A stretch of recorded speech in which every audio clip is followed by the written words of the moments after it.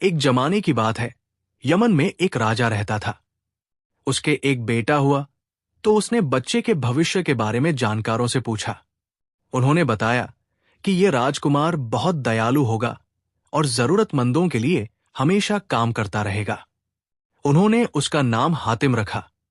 उसी दिन राज्य में 6,000 और बच्चे पैदा हुए।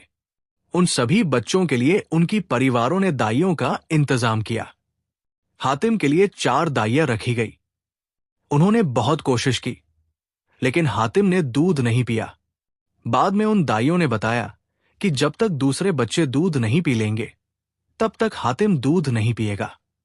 जब दूसरे बच्चे दूध पी चुके, तब हातिम ने दूध पिया। बचपन से ही हातिम न तो रोता था, न अकेले खाता था, और न ही बेफिक्री से सोता था।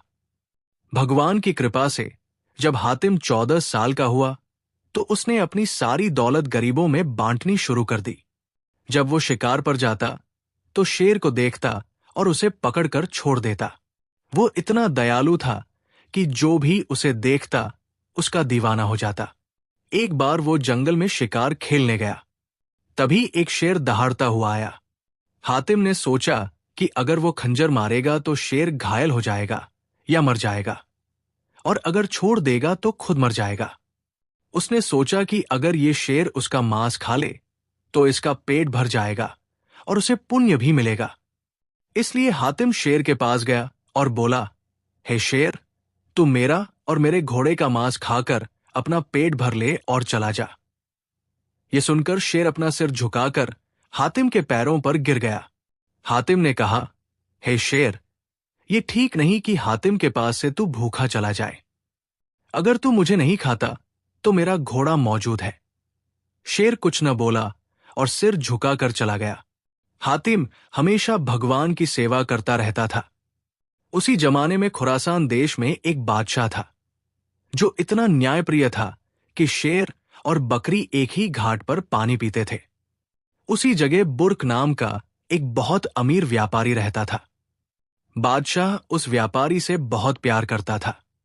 उस व्यापारी की एक ही बेटी थी, जिसका नाम हुस्न बानो था। जब व्यापारी का आखिरी समय आया, तब हुस्न बानो 12 साल की थी। व्यापारी ने हुस्न बानो को बादशाह के हवाले कर दिया और चल बसा। बादशाह ने उसे अपनी बेटियों की तरह पाला और उसके पिता की सारी दौलत उसी को दे दी। बादशाह ने खुद कोई लालच नहीं किया। जब हुस्न बानो बड़ी हुई, तो अपनी दासी से कहने लगी, हे मां, दुनिया पानी के बुलबुले की तरह है। इतनी दौलत लेकर मैं अकेले क्या करूंगी? अच्छा यह है कि इसे भगवान की राह में लुटा दूं। तुम मेरी शादी न करो, बल्कि मुझे भगवान की भक्ति में रहने दो। फिर उसने पूछा, तुम बताओ कि शादी से किस तरह छुटकारा पाऊं? दासी ने कहा, हे मेरी प्यारी, तुम इन सारे सवालों को लेकर अपने दरवाजे पर लगा दो, और ये कहकर कि जो मेरे 7 सवाल पूरे करेगा, मैं उसको स्वीकार करूंगी और उसी से शादी करूंगी। वे 7 सवाल ये थे। एक बार देखा है, दूसरी बार देखने की इच्छा है। भलाई कर, नदी में डाल। दोस्ती किसी से न कर, अगर करेगा तो वही दुश्मन बनेगा। सच बोलने वाले के आगे हमेशा सुकून है। कोई निदाने की खबर लाओ। वो मोती जो मुर्गी के अंडे के बराबर मौजूद है, उसकी जोड़ी पैदा करो। एक ऐसा घर लाओ जो कहीं भी ले जाया जा सके। हुस्न बानो को यह सलाह पसंद आई और वो सोचने लगी कि ऐसा कौन होगा जो इन सवालों का जवाब लाएगा। इन हालातों में वो दिन रात भगवान की भक्ति में लगी रहने लगी। एक दिन वो अपनी छत पर बैठी बाजार का नजारा देख रही थी। इतने में एक बहुत खूबसूरत फकीर अपने 40 शिष्यों के साथ ऐसे जा रहा था कि उसके पांव जमीन पर नहीं पड़ रहे थे। उसके शिष्य सोने की ईंटें उसके पैरों के नीचे रखते जाते और वो उन पर पैर रखता हुआ चला जाता था। ये देखकर हुस्न बानो ने अपनी दासी से कहा, हे मां, ये फकीर बहुत महान लगता है। दासी ने कहा, हे मेरी प्यारी, ये बादशाह का गुरु है। बादशाह महीने में 2-4 बार इसके पास जाता है और ये भी कभी कभी बादशाह के पास आता है। इस पर हुस्न बानो बोली, अगर तुम जा सकती हो तो इस साधु को 1-2 घड़ी के लिए अपने घर आने की कृपा करने को कहो। दासी ने कहा, इसमें पूछना कैसा। दूसरे दिन वो फकीर फिर अपने 40 शिष्यों के साथ हुस्न बानो के घर पहुंचा। हुस्न बानो ने दरवाजे से लेकर बैठने की जगह तक सोने चांदी के बर्तन बिछवा रखे थे। वो उनको देखकर बहुत खुश हुआ और उस पर आकर बैठ गया। शिष्य सोने चांदी के बर्तन उसके आगे ले आए। उसने कुछ स्वीकार किया। फिर बहुत से मीठे पकवान और पेय लाए गए। सोने चांदी के बर्तनों में तरह तरह के खाने रखकर उसके हाथ धुलवाए और कहने लगे, हमारी रानी की विनती है कि आप भोजन स्वीकार करें। ये सुनकर वो मक्कार खाना खाने लगा और सोने चांदी के बर्तन भी लेने लगा। वो हर चीज के साथ ये सोचता कि आज ही रात ये सारी कीमती चीजें अपने घर ले जाऊंगा। खाने के बाद इत्रदान और पानदान लाया गया। उसने इत्र लगाया, अपनी दाढ़ी पर लगाया और हुस्न बानो को दुआएं देकर चला गया। इतने में रात हो गई। हुस्न बानो के घर के लोग कामकाज में इतने थक गए थे कि बस थक कर सो रहे थे। न दरवाजे बंद किए और न ही आसपास चीजों को ठीक से रखा। रात के दूसरे पहर वो डाकू फकीर अपने 40 चोरों के साथ उसकी हवेली पर आ पड़ा और सारी दौलत चुराने लगा। इस बीच जो लोग जाग गए वे चोरों के हाथों घायल हुए और कुछ मारे गए। हुस्न बानो अपनी छत की खिड़की से झांक कर देखती थी और उनको पहचान कर अफसोस करती थी कि ये वही फकीर है। सुबह होते ही वो दौड़े और घायलों और मृतकों को लेकर बादशाह के पास फरियाद करने गए। बादशाह ने कहा, कल मैंने उस फकीर की मेजबानी की थी तो उसने आधी रात को 40 चोरों के साथ आकर मेरे गरीब का घर लूट लिया। 10 से 20 को घायल किया और 2 से 4 को मार डाला और 11 से 12 लाख रुपए की दौलत और सामान लेकर चला गया।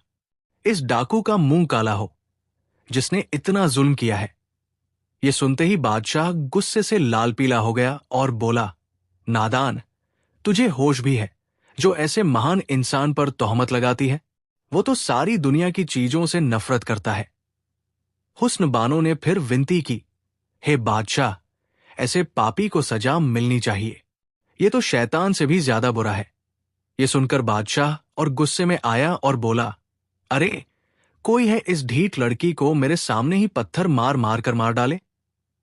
इतने में एक वजीर उठा जो बहुत नेक था और हाथ जोड़कर बोला, हे राजा, ये उसी बुर्क व्यापारी की बेटी है जिसके सिर पर आप हमेशा हाथ रखते थे और अपने पास बैठाते थे।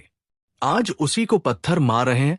अगर इसके साथ ये बर्ताव हुआ तो हर कोई इस डर से सोचेगा कि बादशाह हमारी औलाद के साथ भी यही बर्ताव करेगा और इस डर से आपके गुलाम एक एक करके भागना शुरू कर देंगे और क्या पता कि दुश्मन से मिल जाए।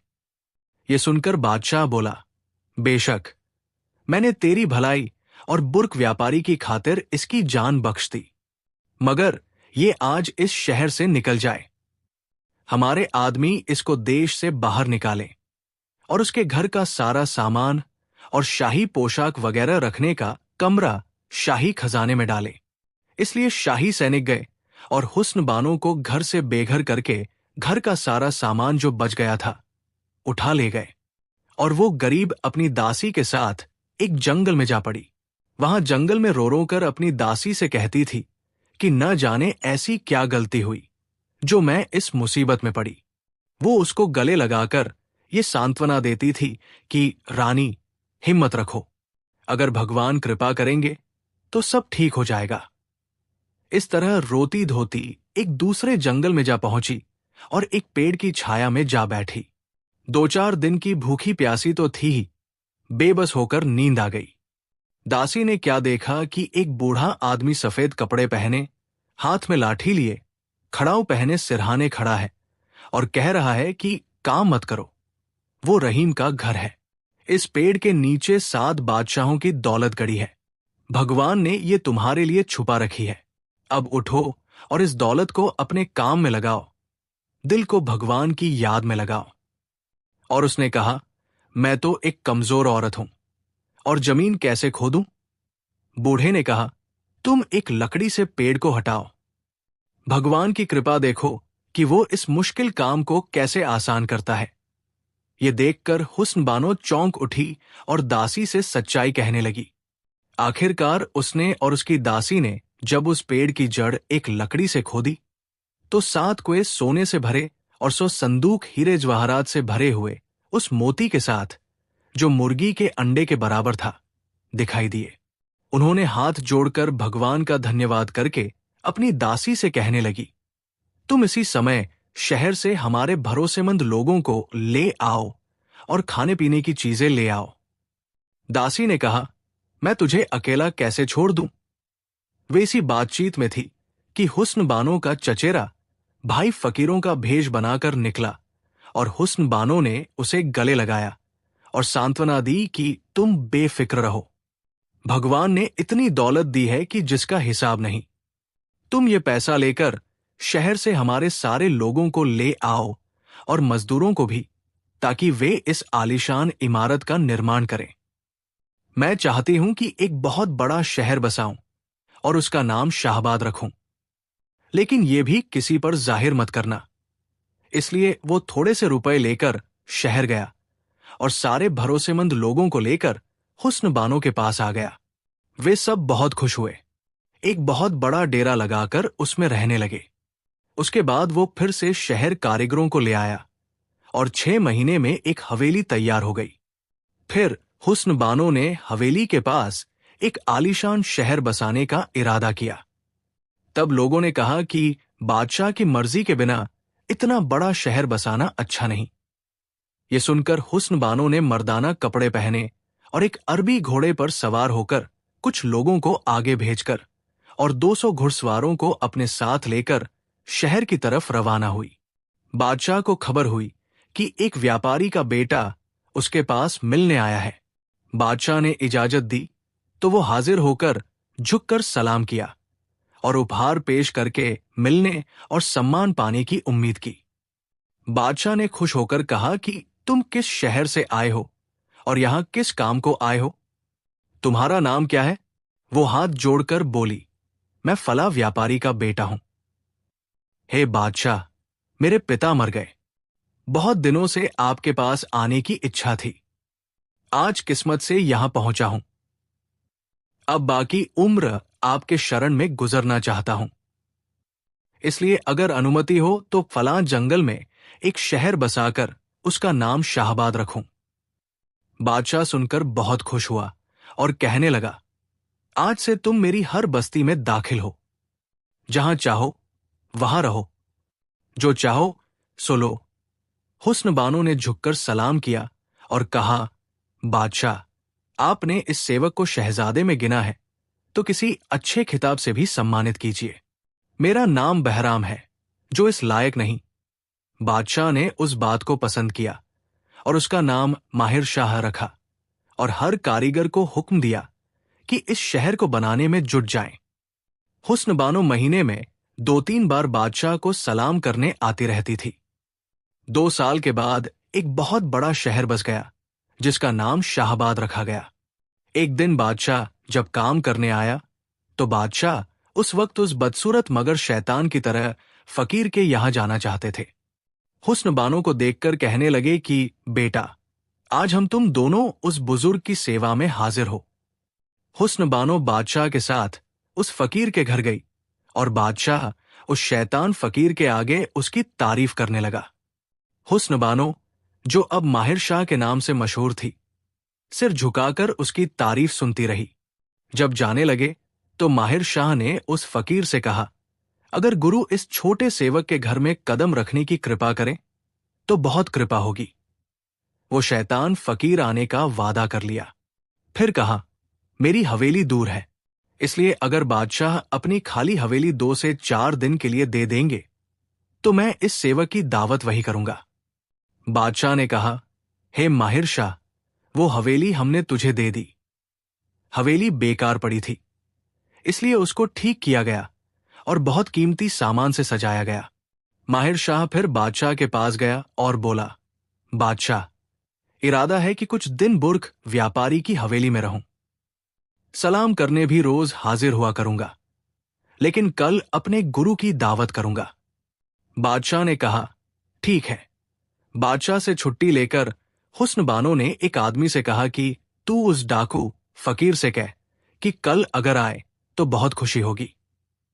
फकीर ने दावत स्वीकार कर ली और सुबह को अपने शिष्यों के साथ सोने की ईंटों पर पैर रखता हुआ चला। माहिर शाह ने उसको मुलायम गद्दों पर बैठाया, हीरे जवाहरात के बर्तन पेश किए, मगर फकीर ने स्वीकार नहीं किया। फिर कई पकवान मंगवाए और 101 तरह के खाने लाए गए और हाथ धोने को पानी लाया गया। फिर विनती की कि गुरु कुछ खाएं। ये कहकर उसने हाथ आगे बढ़ाया, मगर 2 से 4 निवाले खाकर कहा कि बस, फकीरों को पेट भर खाना अच्छा नहीं, भक्ति नहीं कर पाएंगे। मगर फिर अपने दिल में कह रहा था कि ये सब अपना ही है। फिर एक सुंदर इत्रदान और पानदान आगे रखा गया। उसने इत्र लगाया और 1-2 घड़ी के बाद चल दिया। फकीर अपने घर आकर चोरों से कहने लगा कि आज ही रात सारा सामान चुराकर अपने घर ले आएंगे। जब रात हो गई तो उसने चोरों के कपड़े पहने और अपने 40 साथियों को लेकर उस हवेली की तरफ चला। माहिर शाह ने सारा सामान उसी तरह छोड़ दिया और अपने आदमियों से कह दिया कि तैयार बैठे रहें और 1 रुपया शहर के कोतवाल को लिख भेजा कि आज रात डाका पड़ने की खबर है। तुम कुछ आदमियों को लेकर जल्दी आओ और कोने में छुपकर तैयार रहो। जिस वक्त हवेली से चोरों की आवाज बुलंद हो, उसी समय तुम आ जाना और चोरों को पकड़ लेना। इसलिए कोतवाल 200 आदमियों के साथ हवेली के दाएं बाएं आकर बैठ गया। इतने में वह फकीर अपने उन चोरों के साथ हवेली में जा घुसा और माहिर शाह को लूटने लगा। हर एक ने गठरी बांधकर सिर पर रखी। वो फकीर भी हीरे जवाहरात लेकर हवेली से बाहर निकला। सिपाही तैयार थे। अपनी अपनी जगह से हर चोर को पकड़ लिया और भागने लगे। फौरन सबकी मुश्कें कस ली और गठरियों को गले में डाल दिया। इतनी आवाज हुई कि कोतवाल खुद चला आया। हुस्न बानो इन डाकुओं को गिरफ्तार देखकर बहुत खुश हुई। जब बादशाह दरबार में आया तो वजीर और मंत्री हाथ जोड़कर खड़े हो गए। इतने में कोतवाल साहब बंदिया पहुंचा और बोला, हे राजा, रात भर बुर्क व्यापारी की हवेली में चोरी हुई। मैं वहां पहुंचा और चोरों को हीरे जवाहरात के साथ, यानी चोरी के सामान के साथ पकड़ लिया। देखने में अच्छे लगते हैं। इतने में माहिर शाह भी आ गया। बादशाह ने उससे पूछा कि बेटा, रात को तुम्हारे यहां चोर आए थे? उसने कहा, जी हां। अगर कोतवाल समय पर ना आता तो मैं तो मारा जाता। ये सुनकर बादशाह ने कहा कि चोरों को हमारे सामने लाओ। चोर लाए गए। बादशाह हंसा और बोला कि बेटा, ये तो हमारे गुरु लगते हैं, इन्हें और नजदीक लाओ। इसलिए उन्हें नजदीक लाया गया और अच्छी तरह पहचाने गए। बादशाह ने कोतवाल को हुक्म दिया कि इनकी गठरिया और कमर खोलो। जब तलाशी ली गई तो हर एक के पास से माल और कंधे और फांसियां निकली। फकीर की कमर से भी कटार और फांसियां निकली। बादशाह ने कहा कि इनको अभी फांसी दो, ताकि फिर भविष्य में ऐसी कोई धोखाधड़ी न करे। बादशाह के मुंह से निकलने की देर थी कि जल्लादों ने हर एक का काम तमाम कर दिया। हर एक की गर्दन शरीर से अलग कर दी। तब हुस्न बानो उठी और हाथ जोड़कर बोली, हे राजा, ये दासी बुरक व्यापारी की बेटी है। आपने इस फकीर के लिए दासी को शहर से बाहर कर दिया था। मेरे पिता का माल उसके घर में है। अगर उसको खुदवाएं तो झूठ सच जाहिर हो जाएगा। बादशाह परेशान हुआ और हुस्न बानो की तारीफ करने लगा। जब फकीर का मकान खुदवाया तो बुरक व्यापारी का सारा सामान निकला। हुस्न बानो ने वो सब बादशाह को दे दिया और बादशाह को अपने घर आने की दावत दी। बादशाह ने उसे स्वीकार कर लिया और फिर वो छुट्टी लेकर अपने शहर लौट गई। 2-3 दिन बाद बादशाह ने शहर की तरफ कूच किया। हुस्न बानो ने उसकी खूब मेजबानी की। कई हीरे जवाहरात पेश किए।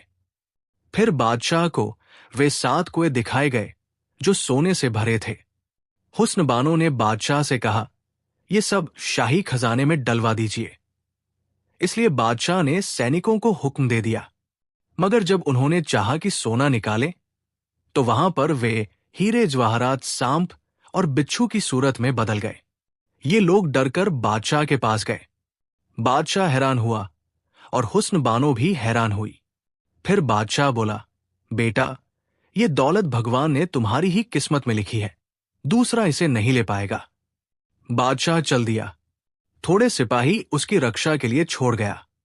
हुस्न बानो ने उसी दिन एक शानदार धर्मशाला बनवाई। जो भी उसके शहर में आता उसको जरूरत के मुताबिक खर्च देती थी। कुछ ही दिनों में उसकी दयालुता दूर दूर तक फैल गई। धीरे धीरे ये खबर चेहरान देश में पहुंची। वहां का बादशाह बहुत नेक और दयालु था। उसका बेटा मुनीर शमी 14 से 15 साल का बहुत ही सुंदर था। उसने भी हुस्न बानो की खूबसूरती की चर्चा सुनी।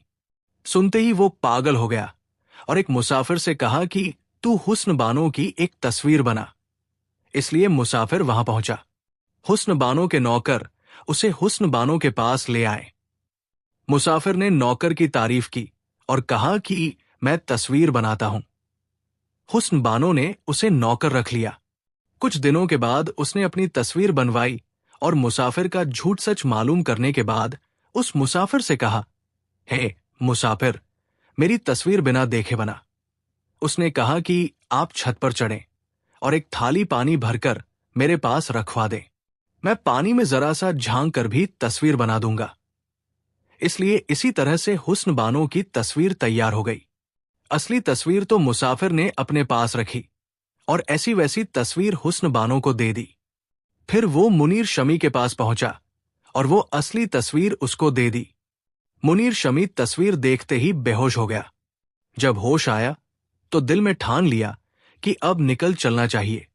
हालांकि पिता की मर्जी नहीं थी। आखिरकार आधी रात को फकीरों की तरह घर से अकेला निकला और शाहबाद की तरफ चला। जब वहां पहुंचा तो हुस्न बानो को खबर हुई कि एक मुसाफिर ऐसा है, न खाता है न बात करता है। उसने उसे बुलवाया और कहा, हे मुसाफिर, तूने खाना पीना क्यों छोड़ दिया और पैसा क्यों नहीं लिया?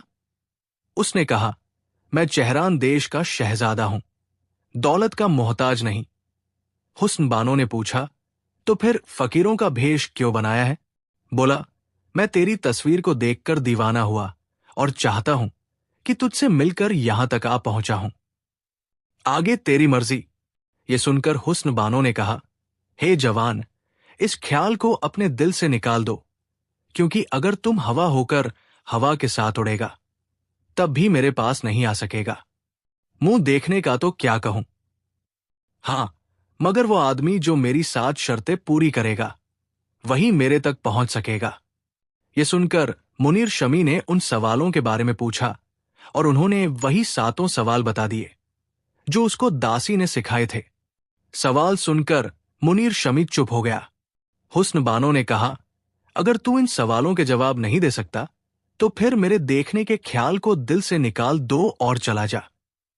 मुनीर शमी निराश होकर और 1 साल का वादा करके जाने लगा। हुस्न बानो समझ गई कि वो अपना दिल खो चुका है। थोड़ी देर बाद उसने नाम पूछा। उसने कहा, मुनीर शमी।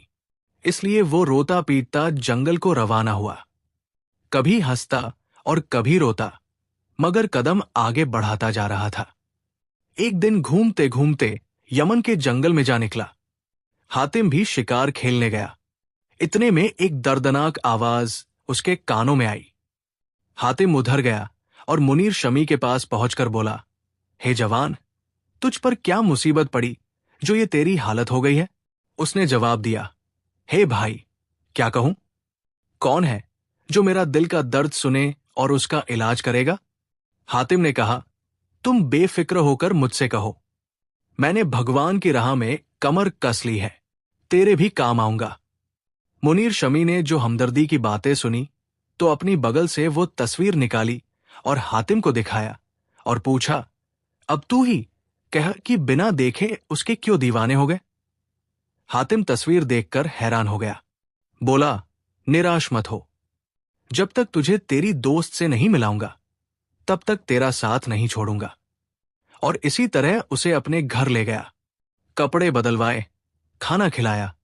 2-4 दिन बाद मुनीर शमी को सलाह देकर हातिम ने अपने सभी मंत्रियों को इकट्ठा किया और कहा, जिस तरह मेरे सामने मुसाफिरों को मकान, भूखों को खाना और नंगों को कपड़े मिलते हैं, इसी तरह से मेरे न आने तक मिलते रहेंगे।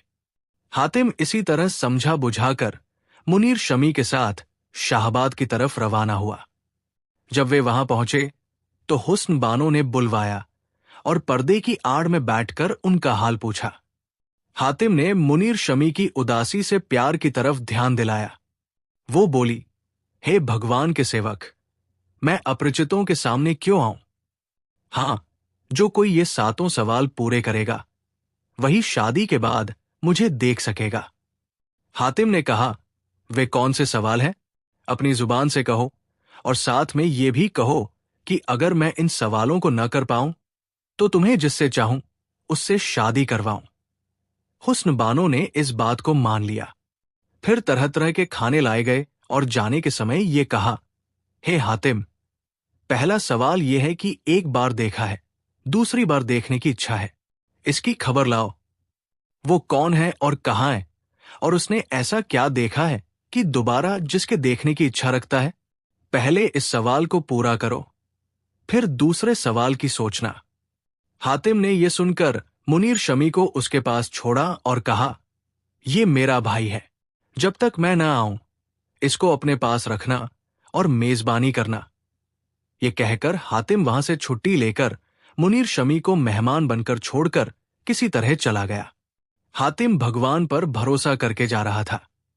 इतने में क्या देखता है कि एक भेड़िया बकरी को पकड़ने ही वाला है। हातिम ने भेड़िए को ललकारा, हे नालायक, सावधान, ये गरीब बच्चे वाली है। ये सुनकर वो रुका और बोला, क्या तुम ही हो जो ऐसे समय में इसके रास्ते में आ गए? हातिम बोला, तुम कैसे जान गए?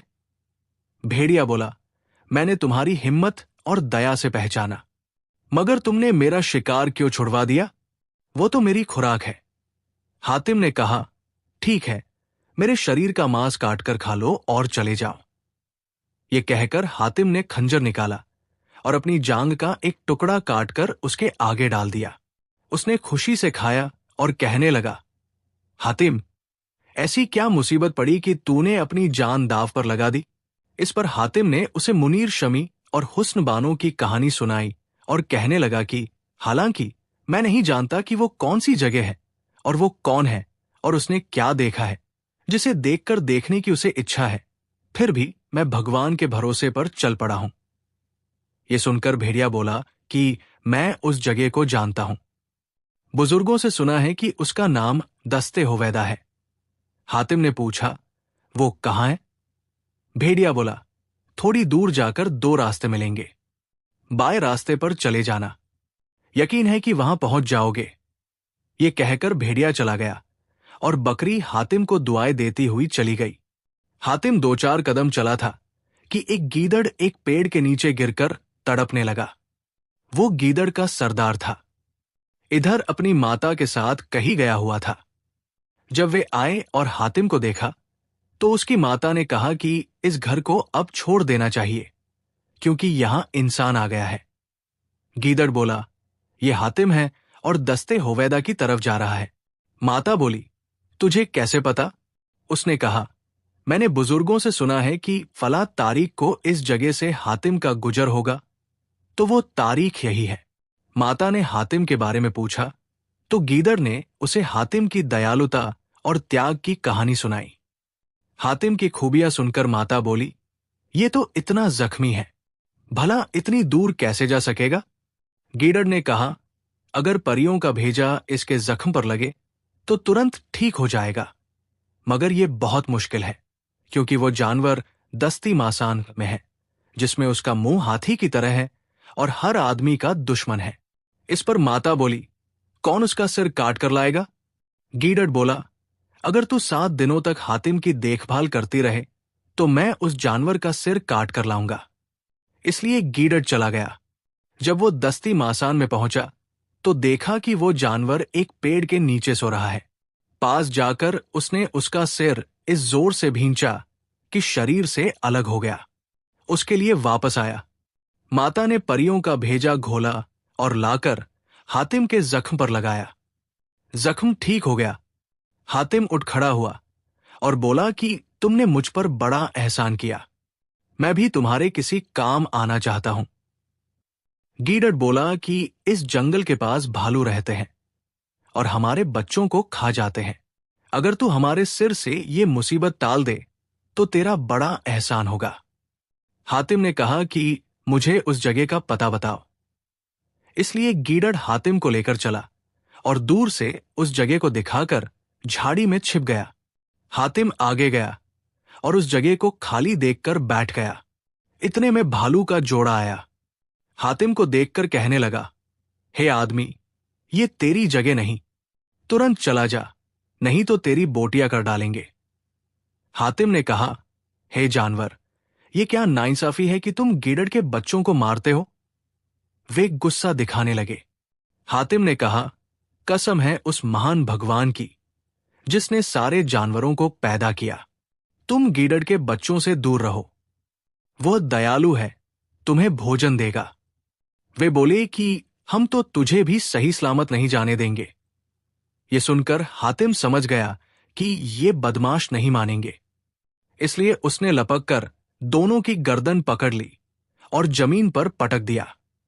करीब था कि उनको मार डालता, मगर फिर उसे दया आई, क्योंकि सजा तो कुछ न कुछ देनी थी। इसलिए खंजर से उनके दांत तोड़ दिए और फावड़े से नाखून काट डाले। फिर दुआ मांगी कि हे भगवान, इन जानवरों का दर्द दूर कर। ये दुआ स्वीकार हुई और दोनों का दर्द खत्म हो गया। वे रो रो कर कहने लगे कि अब हमको भोजन कैसे मिलेगा? हातिम ने कहा, परेशान न हो, भगवान भोजन देने वाला है। इतने में गीदड़ सामने आकर बोला, आप बेफिक्र रहें, आज से इनका खाना पीना हमारे जिम्मे हुआ। यह सुनकर हातिम जाने लगा।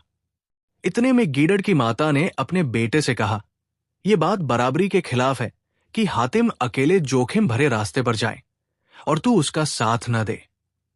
हातिम ने कहा, हे मां, मैं तेरे एक एहसान से उबर नहीं सकता, अब दूसरा बोझ क्यों लूं?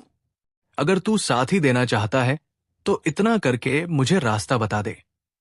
तब गीदड़ ने हातिम से कहा, जो रास्ता नजदीक है उसमें बहुत सी आपदाएं हैं, दूसरा रास्ता दूर है मगर उसमें खतरा नहीं।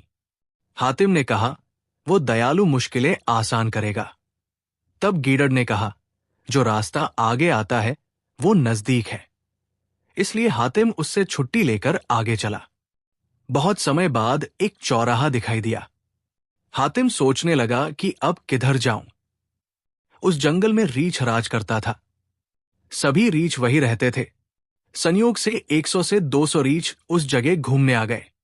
हातिम को जो देखा तो पकड़कर अपने बादशाह के पास ले गए। वो देखकर बहुत खुश हुआ और बोला, आओ हमारे पास बैठो और अपना हालचाल कहो कि तुम कौन हो, कहां से आए हो।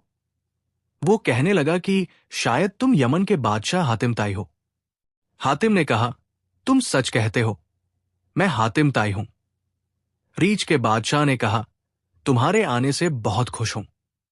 अब तुम्हें अपनी बेटी से शादी करनी होगी, क्योंकि इस जंगल में मेरा दामाद बनने के लायक कोई नहीं।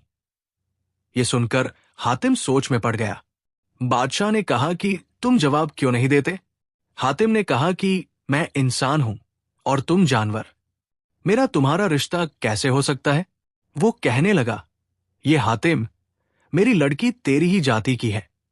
ये कहकर उसने 2-4 रीछों से कहा कि लड़की को बुलाओ। उसने जो परी जैसी सुंदर को देखा तो खुश होकर बादशाह के पास आया और बोला, रीछ, तू बादशाह है और मैं फकीर। अगर मैं शादी करके अपनी पत्नी बनाऊं तो ये अच्छा होगा। उसने कहा, हातिम, ये इज्जत छोड़ो, तुम भी यमन के शहजादे हो। हातिम बहुत चिंतित हुआ कि किस मुसीबत में पड़ गया। मैं अपने शहर से काम के लिए निकला हूं। अगर यहां ये सब करूंगा तो वो मुनीर शमी इंतजार करते करते मर जाएगा। बादशाह ने जो हातिम को सोच में पड़े देखा तो बोला, हे जवान, अगर स्वीकार नहीं करेगा तो कयामत तक मेरे पास कैद रहेगा। जब हातिम चुप रहा तो बादशाह ने जल्लादों को बुलाकर उसे घर में कैद में डलवा दिया और वहां के मुंह पर एक पत्थर रखवा दिया गया। 7 दिन के बाद बादशाह ने उसे निकलवाया और पास बैठाकर समझाया कि हातिम, मेरी लड़की को स्वीकार कर ले। वो फिर सिर झुकाए बैठा रहा। तब बादशाह ने मीठे पकवान मंगवाकर हातिम के सामने रखा। हालांकि वो भूखा तो था ही, देखते ही खाने लगा। जब खा चुका तो बादशाह ने कहा, जवान, उस परी जैसी सुंदर को अपने विवाह में ले लो। हातिम ने कहा, यह मुझसे हरगिज नहीं हो सकेगा। इंसान का जानवर से क्या रिश्ता? इस पर बादशाह ने फिर रीछों से कहा कि हातिम को फिर उसी घर में डाल दो। इसलिए हातिम को घर में डाल दिया गया। वो कई दिन तक कुछ खाए बिना रहा। एक रात को सपने में क्या देखता है कि एक बूढ़ा आदमी उसके सिरहाने खड़ा है और कह रहा है कि हातिम, क्यों अपनी जान दांव पर लगाता है? जब तक इस लड़की को स्वीकार नहीं करेगा, इस कैद से रिहाई संभव नहीं। हातिम ने कहा, हे बुजुर्ग, अगर मैं न करूं तब भी वो मुझे यहां से कब जाने देगा? बुजुर्ग ने कहा कि उसकी बेटी को राजी कर ले, वो तुझे जाने देगी। ये देखकर हातिम चौंक उठा। इतने में फिर बादशाह ने उसको बुलाया और कहा कि तेरे लिए यही बेहतर है कि मेरी लड़की को स्वीकार कर ले। हातिम ने मजबूर होकर ये बात मान ली। ये शर्त रखी कि कोई जानवर मेरे घर में ना आएगा। बादशाह ने ये शर्त स्वीकार कर ली। हातिम को उस लड़की से ब्याह दिया गया। दोस्तों, ये कहानी जारी है। इसका अगला हिस्सा अगले वीडियो में देखिए, जिसका लिंक इस वीडियो के नीचे मौजूद है। और हमारे चैनल को सब्सक्राइब कीजिए। नीचे कमेंट में बताना मत भूलिए कि आपको ये कैसा लगा। धन्यवाद।